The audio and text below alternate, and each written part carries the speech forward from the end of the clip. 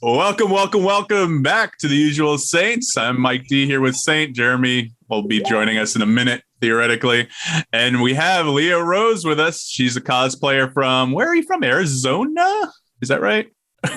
Oh, I feel like that's such a loaded question. Okay, so born in Michigan, raised in Arizona, but have lived in Hawaii for the past decade. So when everybody asks, where are you from? The answer is Hawaii.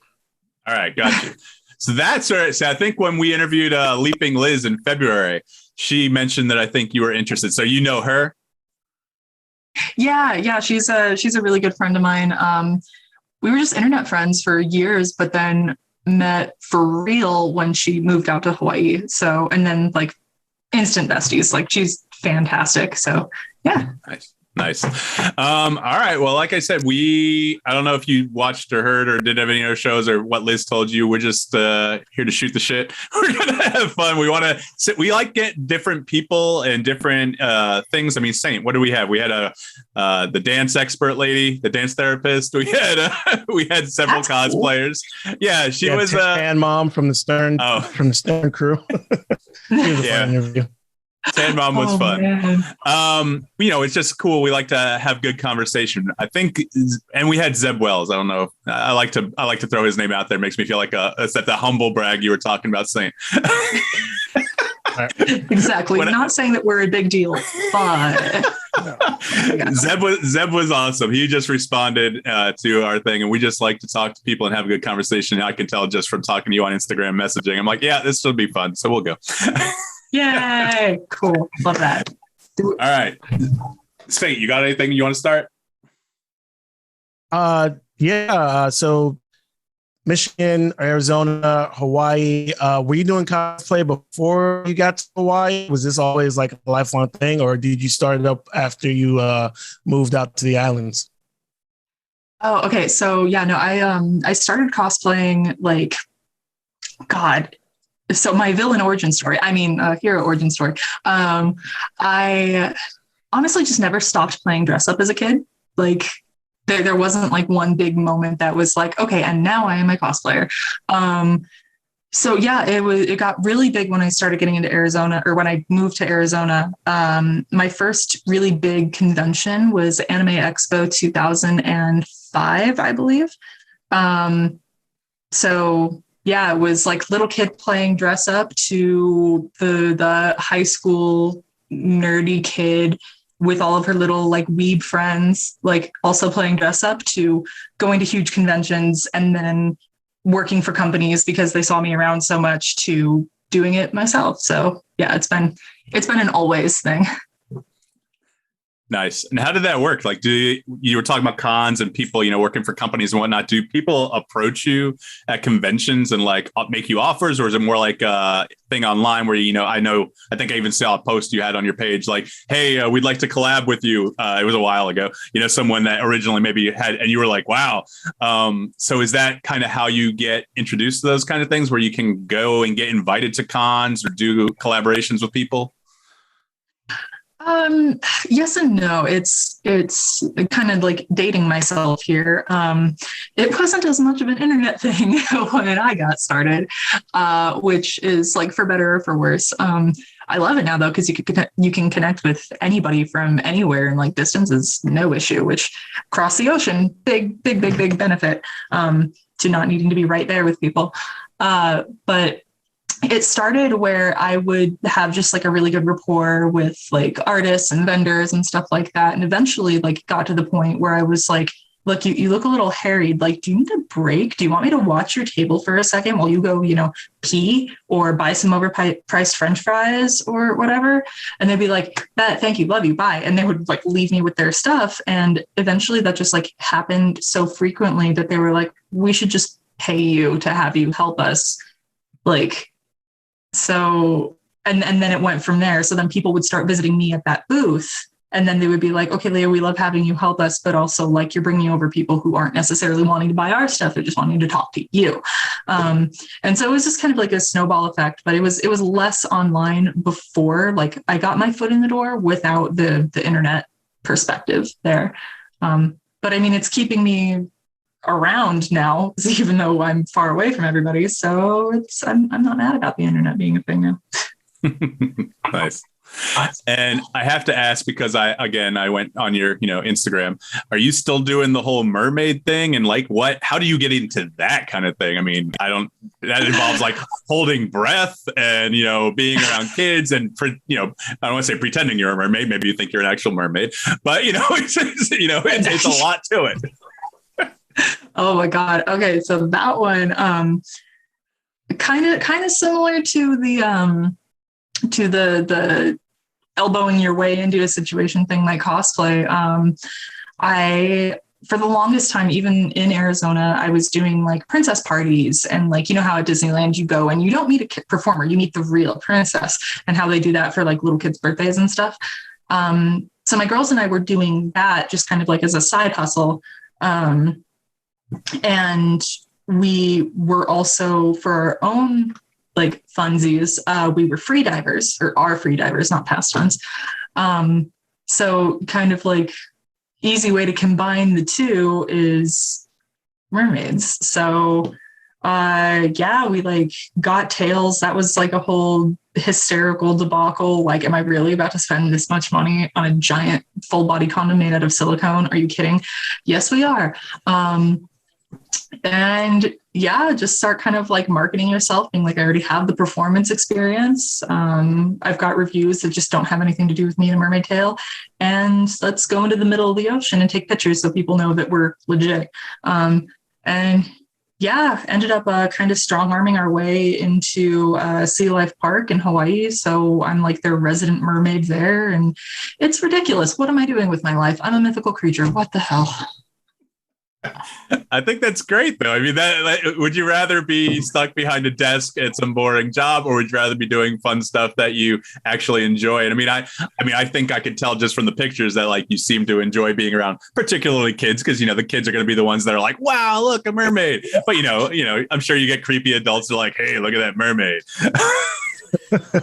I mean, yeah, it's always super annoying too. Like you'll get these like. Most of the time, okay, maybe like 8 times out of 10, it's like some older white guy who's just like, how do you get that thing on? I'm like, it'll cost you $100 to see. And then they just like, and they walk away. So yeah, like just out awkward them and it's fine. But no, like, which is really funny because like little kids and I don't necessarily like, they're not my favorite to be around most of the time. But when you're a mermaid, oh my God, they're on their best behavior. They're like, their eyes are all big and sparkly. Like it's hilarious. And they don't do the normal little kid things other than just being like Home Alone style. So it's fine. It's good. I think what I learned most from that story is that she's making $200 for those 2 guys that aren't walking away.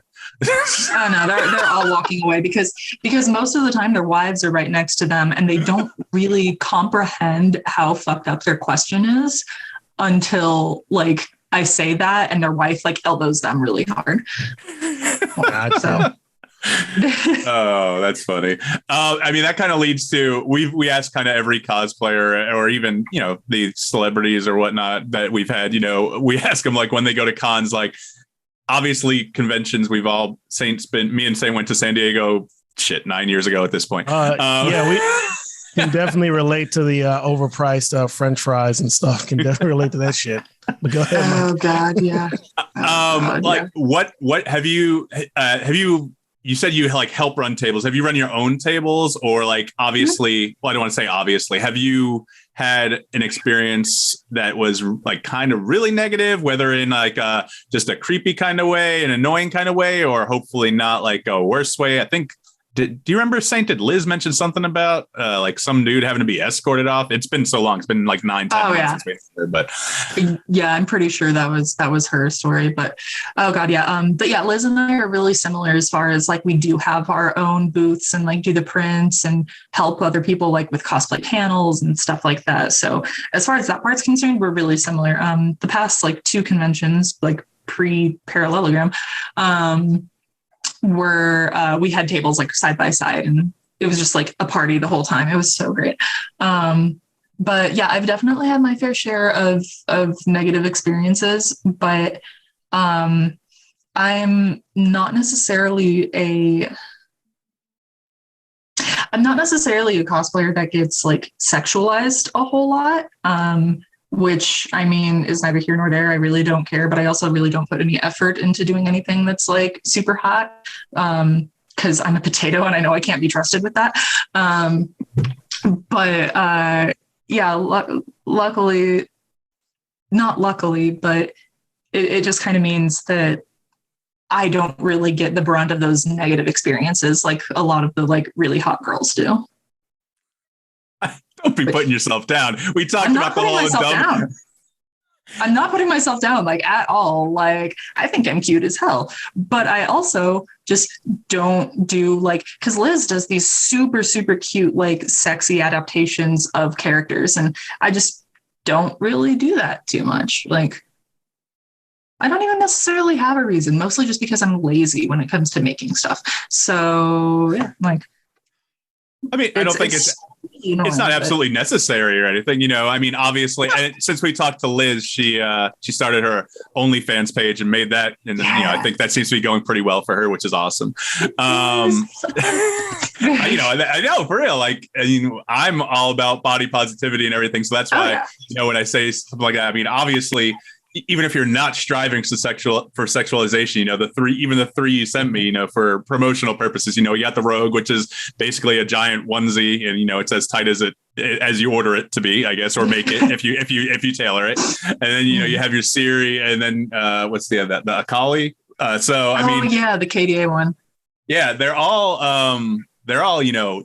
It depends. I think it depends on the property, because if you have a fan who likes that property, they might just be gravitated towards that. It might not even be in a sexual manner, but I mean, it's just I mean, and do you get a lot of kids that respond to at the conventions and stuff that respond to the characters as well? Yeah, definitely. And I think that's a big part of why, like, I just kind of, and you know, I haven't really thought of this out loud. So here we go, cosplay therapy. I think that's part of the reason why I don't necessarily gravitate towards like more like overtly like sexualized for adult eyes type of costumes and characters, because I already have that mentality of a character performer, even though that's not what I'm doing at the con. Like if a little kid comes up to me and thinks that I'm like the real Rapunzel, which has happened so many times, like I'm in character immediately, just so I don't like break the magic for this poor little 4-year-old, you know what I mean? So yeah. That's awesome. That's awesome. Most people who are at conventions realize that like these aren't character performers that you're talking to. We're cosplayers. Like as legit as they may look, they're not the real thing. So right. And what you mentioned a little bit when we first started, like, how did you said you have like a performance background? Is it theater? And if you did, like, when did you get into theater? Was it a high school thing? Was it before that? And were you always interested in like just putting yourself out there, like as an extrovert, as an actor or whatever? Yeah, I'm a huge extrovert. Like, I think it was you guys that I mentioned, like, I'm described as a golden retriever of a human being. Like, please pay attention to me. Please give me pets. Please give me snacks. So it's kind of like always been a thing. I was in like the Shakespeare Club in high school, the whole 9 yards. So it's just kind of like always been a thing. And then the character performance started as just like a me being interested in cosplay. And then I don't know, it's like one feeds into the other, you know, like performance and being a nerd leads into character performance and cosplay, which leads into being a mermaid and selling pictures of yourself at conventions. I don't know. It's weird. Sainte, I feel like I'm hogging the microphone. So do you have anything you want to jump in with? I have plenty, but. Oh, no. Yeah, I know. I typically let you take the lead host role. But I guess the question I had, again, with the whole Hawaii thing, because my wife she considers Hawaii home. She was a Navy brat, and her dad, she spent most of, her preteen and teen years in Hawaii. But with conventions out there, I'm assuming they have probably a big one like they do in all major cities. But do you travel a lot to like maybe the West Coast? I know Seattle has Emerald Con. I know some of the cons out in LA. Or do you keep it more local in Hawaii and use like the internet, like Instagram and Facebook and stuff to promote your other cosplays? Like, how hard is it to be a cosplayer in Hawaii? I'd assume like maybe you have maybe one or two major conventions, or am I wrong? Is there plenty of conventions out there to go out to and cosplay at? So a really good question, like so many levels here. Right. So first thing is it's there aren't that many conventions out in Hawaii, as far as I know. Okay, so the big one, like the community is mostly like partially, I think, because of the proximity to Japan, but also partially just because of like how Hawaii is built in and of itself, demographically. The biggest one that they have is called KawaiiCon. Like the Japanese word for cute. And it's mostly anime, a little bit of a younger clientele. You have a little bit of pop culture, but most everything goes back into anime and video games and that side of the realm. That one's the biggest one. I don't remember attendance numbers off the top of my head. If you asked me like 2 hours ago, I'd probably remember. But that one's definitely by far the largest. The same convention, like, and this is like a local, well, from Hawaii, no longer live in Hawaii, but from Hawaii group that owns these conventions. The same group also runs Comic-Con Honolulu, formerly known as HokuCon. And that one is definitely more your like regular convention with like more pop culture and sci-fi and fantasy and stuff like that, a little bit more mature side of things. And then there's also Amazing Comic-Con Hawaii.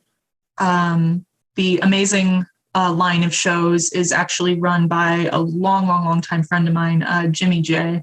And he owns a comic book store in Phoenix. But yeah, so he has Amazing Honolulu, Amazing Vegas, Arizona, and Houston.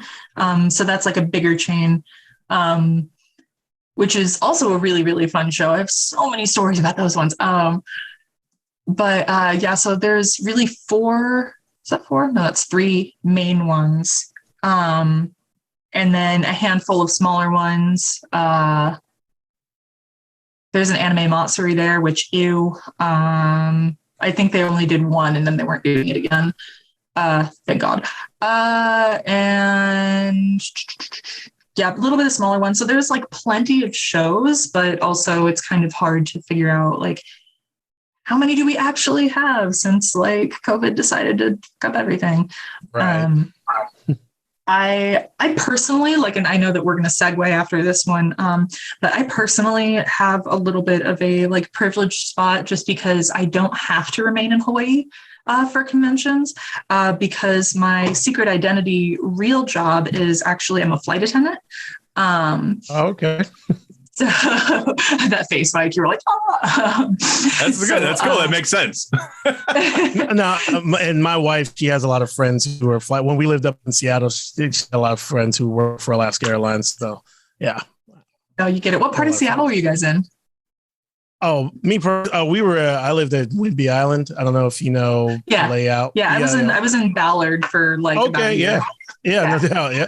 Actually, yeah, I go to the locks because actually my daytime boring Clark Kent job is a fisherman. But yeah, I'm in Ballard all the time at the locks and all that. Yep. Oh, that's awesome. Small world. We're going to breweries. I'm coming to visit. We're going to breweries. Oh yeah, for sure. Forever there at the same time. Yeah, absolutely. Absolutely. Sainte's in Tampa now. There's a breweries there. Yeah. You know. Okay. All right. I mean, we can still do Tampa. Tampa's fine. Seattle, like I'm sure Hawaii, I'll get a Tampa layover soon. The housing market pushed me out, and I'm like, well, I guess I'm buying a cheap home in Florida. So, but I mean, neither here nor there. Oh well, piggybacking off my question. So, you ever been to Emerald Con? Yes, yeah. I do really, really like Emerald City. I think I actually hit. Was it the last one before COVID hit? No. God, I don't even remember all the years. Yeah. COVID blending together. Everyone has that COVID mush brain. Like, was that a year ago? 2 years? It's okay. We all do the same. But yeah, we have someone in the chat posting the attendance. Just FYI, I said 13,000 attendance for KawaiiCon and 9,000 for Comic-Con HNL. So that's perfect. Cool. Thank you, chat. I did want to ask, like, do you have a particular favorite convention? Whether it's one particular one that you loved a certain year, or is it like one convention that you're like, that's where I want to go? Like every year I go to MegaCon, it's just mainly because it's the closest one, but it's also big and I know it and I know what to expect. I did love New York Comic Con when I went. San Diego, can't say I was a huge fan of. I loved going with Saint. I loved, getting a picture with Patton Oswalt for him and things like that. But yes. but it was insanely huge. And Saint, I mean, you could speak to it. How long did we wait in that line for Hall H? Like for hours and hours, and the dreaded Hall H. Yeah, I did it you did it 2 days, so I did it 1 day. But I mean, that's why you got to go to San Diego at least once. I don't know. Yeah. That's just, the granddaddy of them all. You got to see it. So I enjoyed it as one, but yeah, never again. Yeah, Hall H, no, never. Yeah, it's definitely like it's a bucket list thing. I feel like unless you have a distinct reason to go, you don't just choose like, I think I'll go to San Diego, like just because I like it. Like it's not necessarily that kind of convention. But I mean, like I've always loved San Diego though, just because like that one almost more than anything else feels like a giant family reunion, because like so many people, like so many of my friends from the industry do go. So like, it's not even necessarily the con itself, but it's me and whoever like my wing woman for the convention is. Like we're just like running around like maniacs together, like stopping for pictures, trying to find all of our friends that we haven't seen in over a year. Like it's working booths. Normally when I do San Diego, I'm with Japanime Games, who does like those cute like made deck building card games. So like it's a clusterfuck, honestly, but it's a great clusterfuck. It's a fun clusterfuck. But I don't know if San Diego would necessarily be my favorite, though. I think I really, really enjoyed WonderCon. I think KawaiiCon and, like, honestly, all the Hawaii ones are really great, but I think that a big part of that comes to, like, the people who run it are really, really great. I mean, like, and just like the community in Hawaii is like nothing else. Like it's so tight knit and so fun. Let me think. I really, really liked ASEN. I think that was the one in Chicago that I went to. That one was really, really fun. Nice. Yeah, because that one I didn't even realize I was gonna be able to go. Like I just got like single day passes with like my best friend who just was happening to be visiting from the time at the time from Nashville, and like so we just like raid my cosplay closet. She and I are the same size, so it's like she wore my Aerith and I wore my Belle Dandy from Oh My Goddess for the first time, and we were just like running around like crazy. And I remember there were at least 2 occasions where like, was that Leah that just ran by? Fucking I'm like goodbye, because it was ridiculous, but. Like, and that was the one where I had no plan, no responsibilities, like total bullshit. Like, it was so fun. So I don't know. It's like asking me to pick a favorite child. Well, no, I know. I knew it was going to be a difficult question. I wanted to see if there was one that stood out to you, but that's not a big deal. I get it. Like same here. Right. I mean, well, listen, I had one, and this doesn't exist anymore, so I guess I can talk. And I'm not talking shit. It's just it was small. It was the first year it ever happened. There was a Treasure Coast Comic Con. I saw several cosplayers there. That's actually one of the first ones I went to. It was around for 1 or 2 years. What she call herself? Dahlia Thomas. Now she's Danica Rockwood, and Ellie Marie and Danica, all them.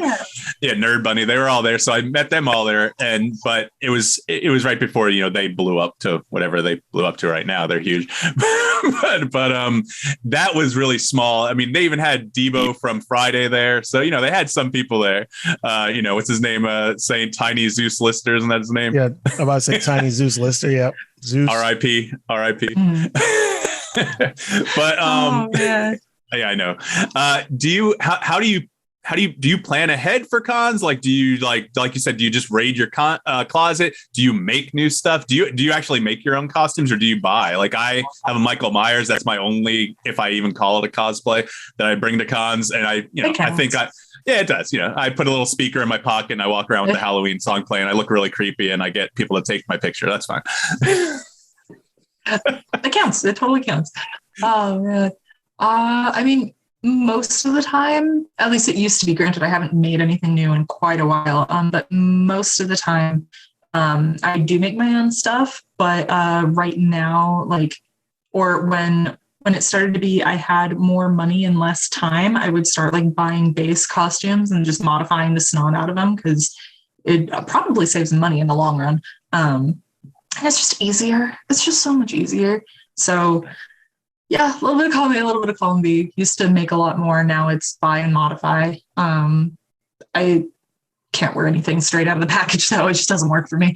Yeah, I don't really make, I try to make one new thing or have one new thing for every show. But like, it's like re-wearing a normal outfit. Like, of course you're going to want to re-wear the same stuff. Like, it's not reasonable to only wear something once and then be done with it. Like, it doesn't make any sense.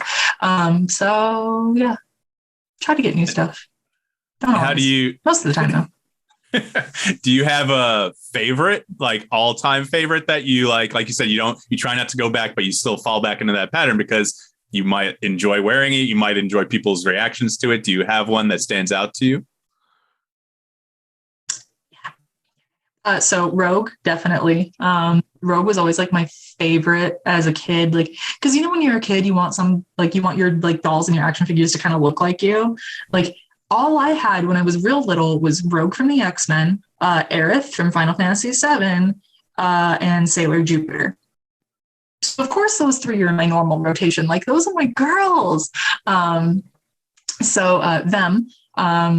And now you can definitely add any iteration of Zelda to that list, which there's a ton of them, and I have way too many of them. And probably Ciri from The Witcher. Okay. But Zelda, like, Zelda only has that one uniform where he's walking around with the sword and the green outfit, right? And disconnect. No, I'm just kidding. I know you're trying to go for that. Yeah. You're doing that. Yeah. I had to make the joke. You had to. I can't begrudge you that one. I love, it's cute when people who know nothing about it make the mistake, and I laugh it off, and whatever. Oh yeah, but you're trolling me, so therefore, right. And obviously you're Rogue. Me and you were having a little conversation on Instagram. Sainte, I know I always ask this, yes. And I know you always say, oh yeah, I'm about that. Did you watch the X-Men cartoon? You're only a year younger than me. Were you big into it in the 90s when it was on, or? How dare you? Are you really asking me a question? Did I watch do I need to go pull out the shit? Don't get me wrong. I know I'm the coolest motherfucker, but trust me. Yes, X-Men was my I practically lived off that song coming on, and who's the first person to tell you that it's coming back? Yes. Produced by Sting, actually performed by not Sting, Slash. But I always get those confused. By Slash from Guns N' Roses, if you didn't know. Yes. Yeah. Wow. It was money making intro songs to TV shows back then. Yeah. By Slash. He performed it. All right. Well, we were talking. I remember when actual theme songs. Yeah. Yes. Well, we were talking in the chat before we got her on today, and we were joking about Rogue and Gambit, and I was like, yeah, I think Rogue awakened my sexuality when I was a kid because of how she was on that show, with the touch thing and, her and Gambit. And I always thought Gambit was the coolest. Now, as an adult, I'm like, yeah, he's all right. But I don't know. I still have a soft spot for him with the bow and the Cajun accent and the throwing cards.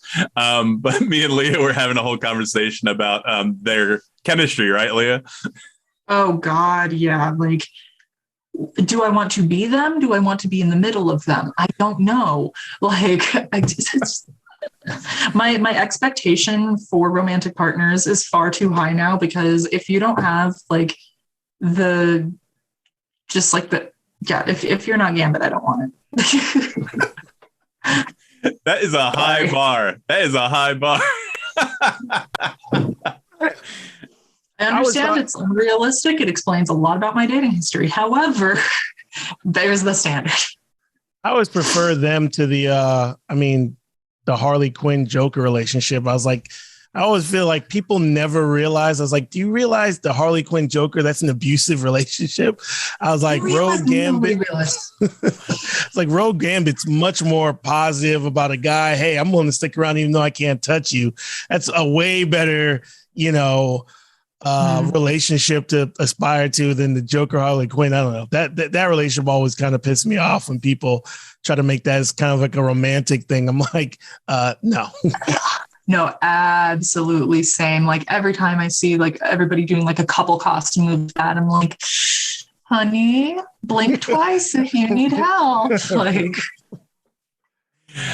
do you have any? Oh shoot, I lost my train of thought. Sainte, go ahead. I lost what the fuck I was gonna say, and I had it right there, and then it went away. I hate when that happens. It's gone. Too much rogue thinking. Just to switch gears a little bit, I've seen you're also a gamer. Is that something that where am I going? What's my train of thought? Are you taking just a series of cosplay? I know Twitch and streaming, it's kind of new, but it's getting to the point where people are making a living and making some decent money doing that. Is that something that's more of a hobby, or are you also trying to take that in direction where it's more of a part-time, full-time work kind of deal? And with that, what games do you enjoy streaming? So for me, it's a little bit more difficult just because like with my flight schedule, I can't have a consistent schedule on anything. So it's basically like but to rewind a little bit, yeah, I've been streaming, actually on Twitch for probably about 3 years now. And it's super fun. I make not the most money, but again, because of my schedule. I love it. It's great. Streaming is so much fun. I'm also right now, at this moment, I'm at my parents' place in Arizona and the internet is not good enough to stream. So I'm just I miss it. I miss it so much. It took 3 or 4 hours for Warframe to update the other day. And I'm I can't like this. I can't. Anyway, so yeah, Warframe's clearly one of them. So been doing that for about 3 years. Super love it. Just can't keep a consistent schedule because of flying.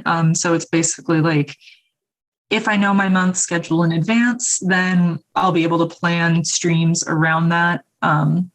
But otherwise it's catch me on my layovers, guys, which doesn't work as well, but we try.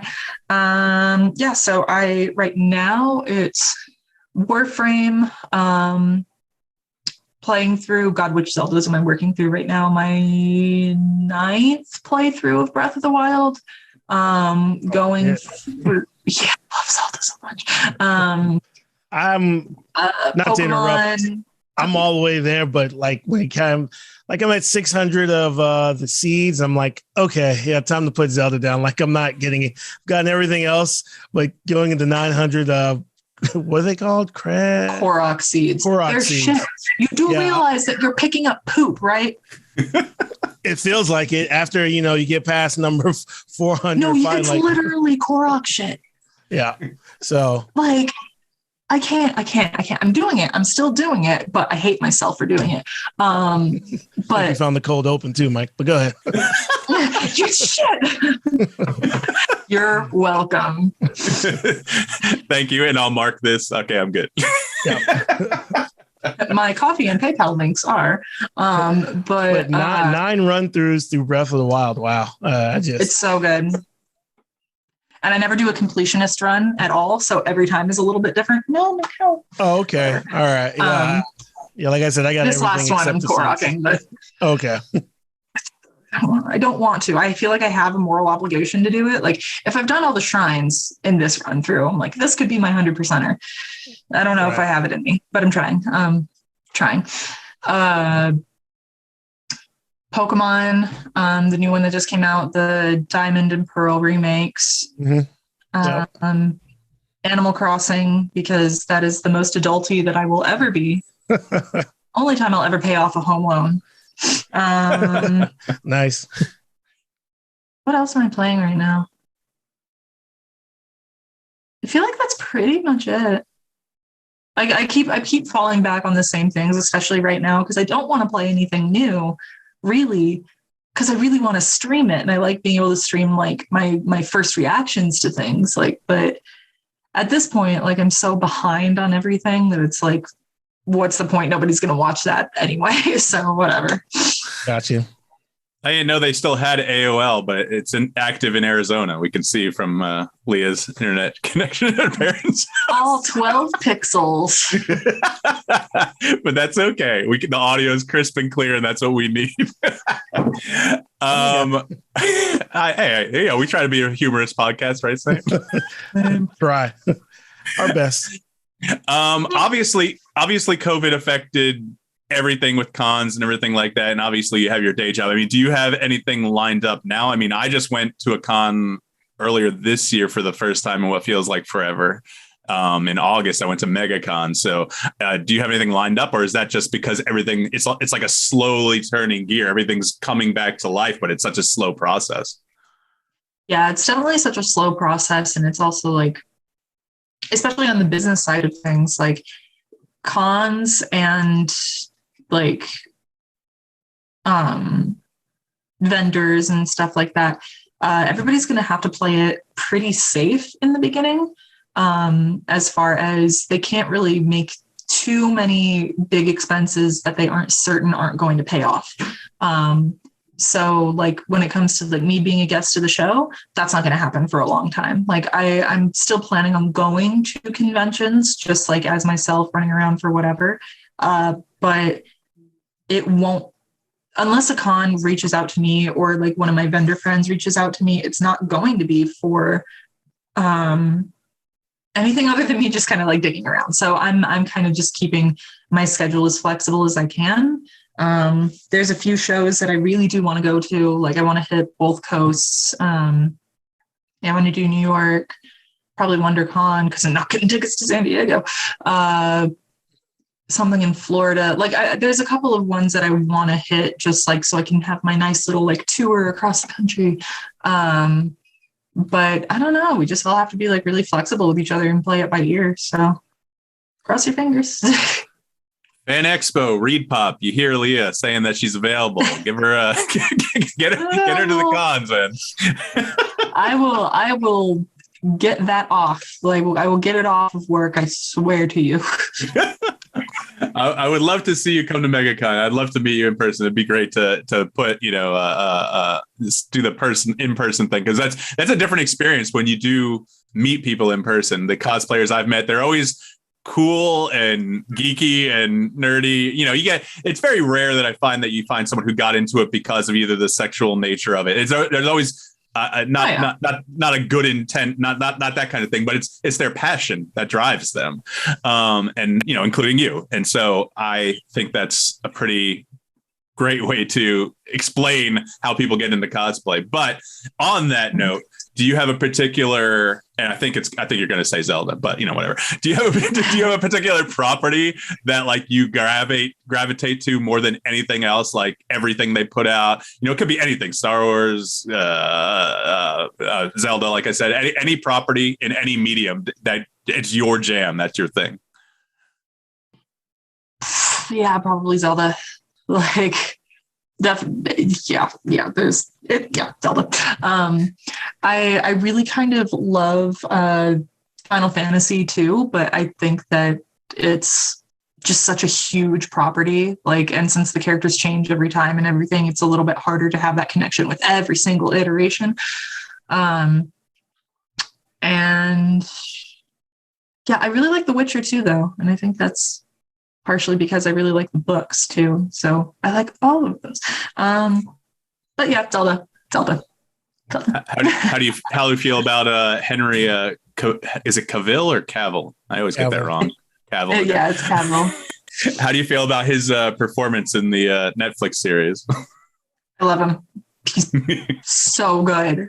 Like he is so good. Like no, he's literally perfect. Like, and it's weird because I'm not like him as Superman. Okay, sure, whatever. He's cool. Like he's good. Like I have no complaints. I could not cast it probably any better. So I have no room to complain.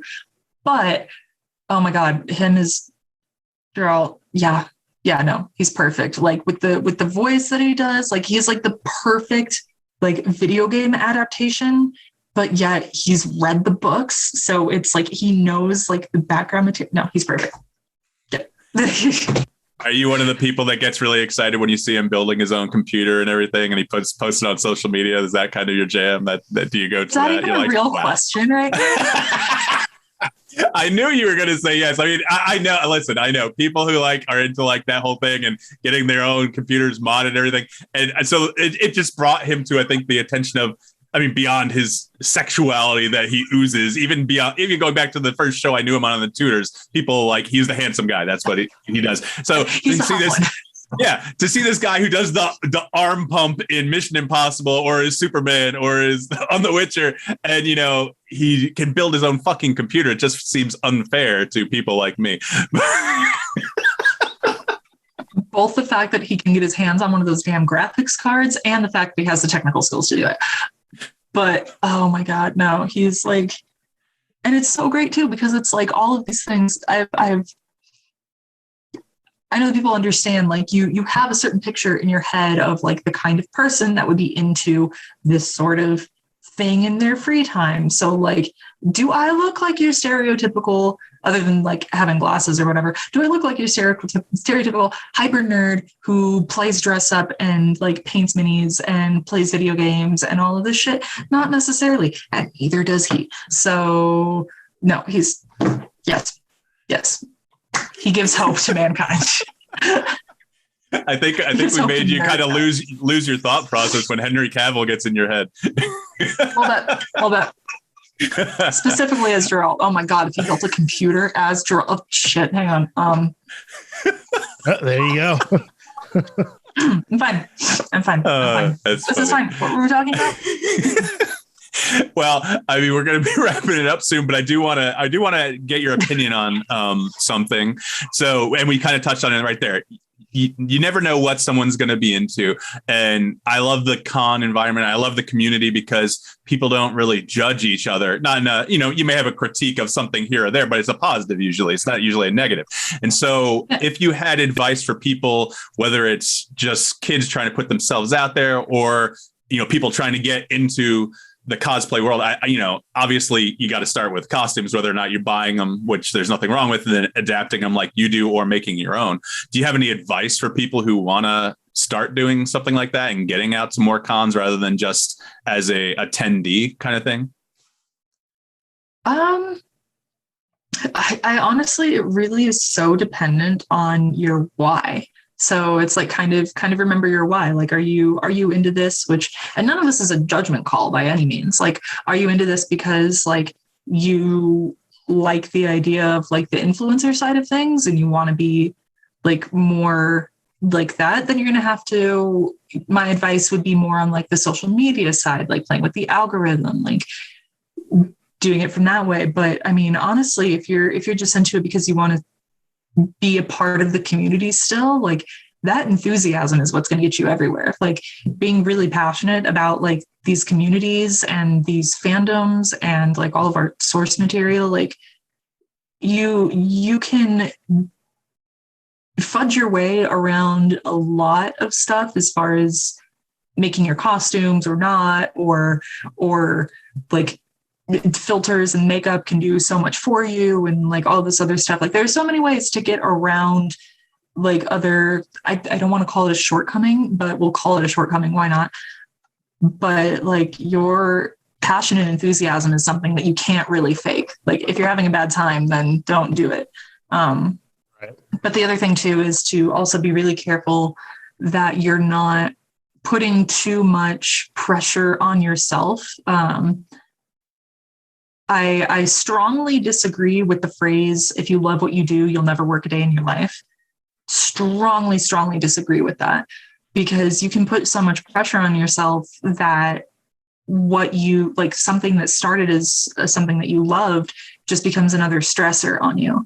And if you love this stuff, then make sure that you continue to love it. Like don't make one of the things that brings you the most joy in life just stress you out more, because that totally defeats the purpose. So like know your own limits, take a step back when you need to. Like your mental health is way more important than getting to a convention to make $50 off of selling 8x10s of your butt. Like, let's be honest here. So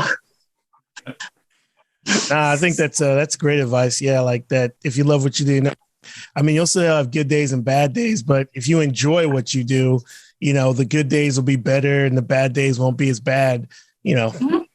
So, yeah, I think that's great advice. Mm-hmm. Glad you like it. All right. So Comic-Con International Repop Fan Expo, get out and give this lady a call. Get her to some of the cons. I want to see her at MegaCon Fan Expo. Get her ass over there.